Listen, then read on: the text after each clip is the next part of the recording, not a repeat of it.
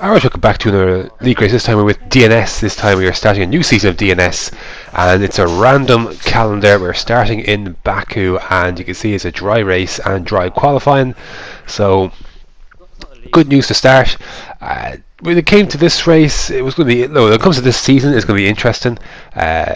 It's not one that I think I'll win, but it's one that I'm going to have fun with nevertheless, and just enjoy the race, just enjoy everything that comes with it, the ups and downs, and just kind of take it all in the stride, and just go for it really. Nothing to lose really. Just look at the setup. 8 ballast I'm running here today. Whack those tire pressures up. This is the first race I believe that I did league racing. That was after the patch that has basically ruined the tires, the carcass temperatures. They don't even matter anymore. I see rocking a new helmet. You see that? Oh, beautiful helmet to go with my my Renault. So, anyways, I did a run on the ultra softs on very heavy fuel to kind of get something going. And this is now. We're heading down. This is the end of qualifying. Basically, I'm going to go up on my time on the super softs. I didn't want any part of the ultras for the race. And we're going to come across the line. Basically, running out of ERS just at the end there. We do a 37.8 on the supers, which wasn't too bad. I have cracked it with 36s, but anyways, there you go. It's good enough for 5th. The majority of the field running with the super softs in this one compared to the ultra. So there's there we go. That's qualifying. Interestingly placed. Just behind there, a lot of people are quicker than me. To be fair, there's Scuba. Sway is also looking interesting as well on the soft. So yeah, that's basically where we're at with this part of the race. Heading into the actual start then. On the outside, which is good, I think, heading down to turn 1. It's a short run, but here we go then. 5 red lights. And away we go. Good start compared to Danmark's going to get by him straight away. That's a good start. Lots of space. Don't want to break too early heading into turn 1. On the outside, see Dan. I'm going to cover off Dan. There you go. Job done heading into turn 2. Again, just be careful not to hit anyone. And then whack it up then to, do I whack up to overtake? I should do if I don't. No, I actually hop into the medium because I felt safe enough behind. And I just wanted to kind of get into the conservation mode into this race, just knowing that you're going to be tiptoeing basically through this first lap. And just bang down the fuel mixture, the ERS, and just kind of, because no one's going to be doing mass amount overtaking through this part of the track anyways, especially at this time of the race, so it's a good chance to just sit back and just kind of chill for just a little bit. That's what I'm doing here at this first lap, and losing a little bit of time now. Do you see the little gap of forming in front there? And Dan's a little close as well, so just have to be careful of that. And but it's a good chance to save some fuel as we make through our way through the castle section for the first time. Difficult section, of course. You're always afraid you might have an accident through it. I don't think I've ever had one in. Actually, speaking of the time, like just go through the castle, I actually heard Mercandies who retired there. I actually heard him make contact with the wall behind. I was like, oh, what the hell's going on there? So this turn 15 is the one I worry about the most. You see how close I got to it. It really is a corner. I've not been through the castle in turn 8, but I have had an accident there at turn 15. So that is one of my Achilles heel, this track, rather than turn 8. But here we go then.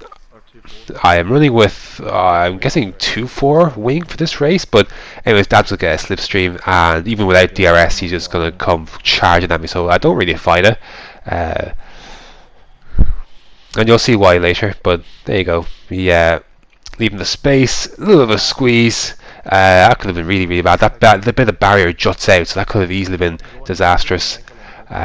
So it was going to settle into where we started, 5th place, with a nice little gap to Joe behind. So we've got a nice little comfort here to start this race. That's nice, but the guys in front are getting in the way, so I have to be wary of that. Lap 3, head on to lap 4. DRS has been enabled.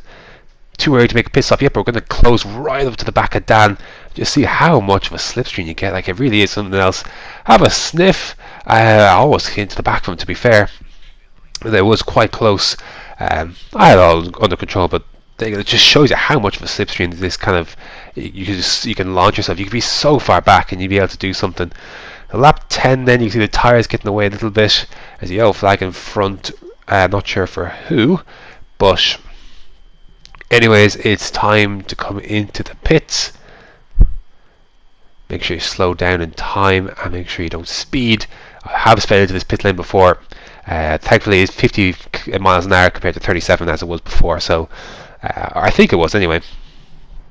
Anyways, soft compound tyres going on to this beautiful banana Renault. I get held even though the car in front was well gone, so thanks for that, co-masters, really appreciate that.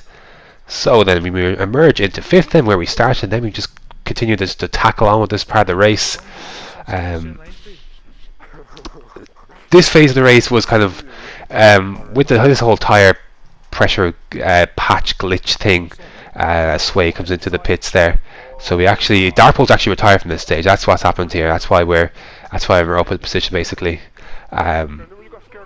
and yeah, so that's basically what happened there. The second part of the stint, this tyre patch, it was really the tyres are really cold all the time. But at lap 16, Scuba and Dan are going to have an incident, and that's going to let me just nip right on through from 4th into a podium spot into 2nd. So definitely take that. There was wing damage for both of them. Heavier wing damage was sustained for Scuba. Dan came in and changed his, I believe. So that allows me to nip on through, and yeah, definitely take that. Lap 18 then, heading on to lap 19, you see the gap to Mask, 12 seconds. He's just ran away with this one. Scuba, 4.2, but that gap is just increasing as the laps go on, the damage and the such. So I don't know if I ever showed, but my tyre temperature never left 88 degrees. So that's what this tyre still felt a bit cold at times. But lap 21, it was a very quiet seconds into the race after this. It really was.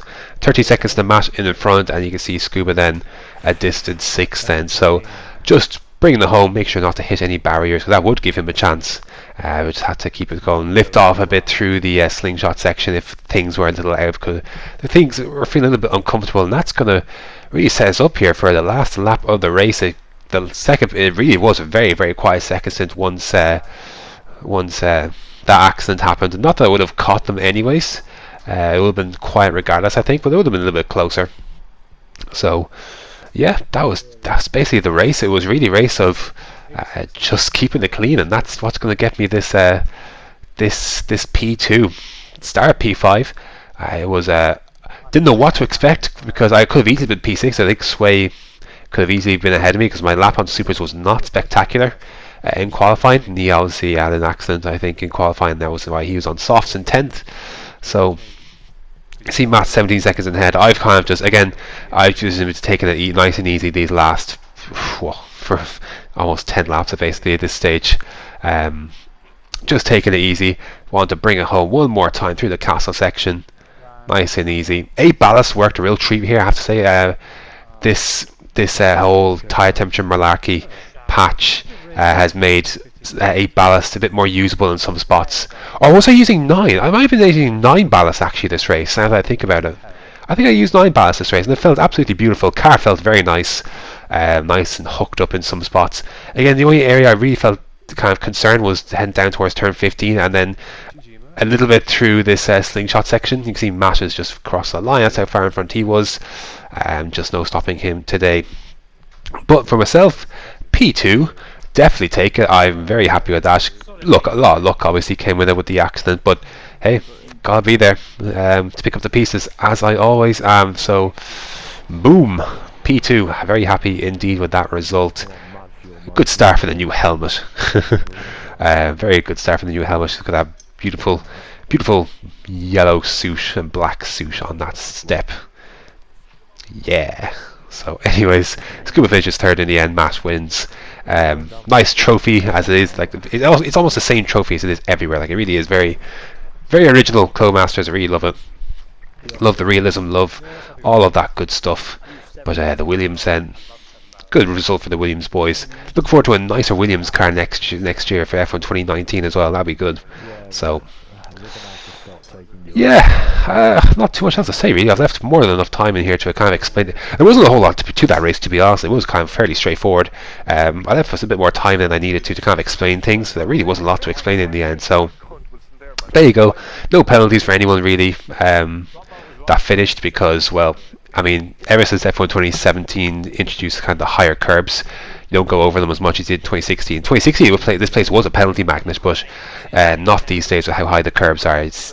Yeah, you just don't cut across them. So that's going to do it for round number 1 of DNS. Next up for DNS is Silverstone, the British Grand Prix. So that's part of the random calendar. So that should be fun. Anyways, until next time. Step up your game, Stephen. Fucking hell. Carrying the team. Doesn't actually feel that bad. No, distinction, I know reported.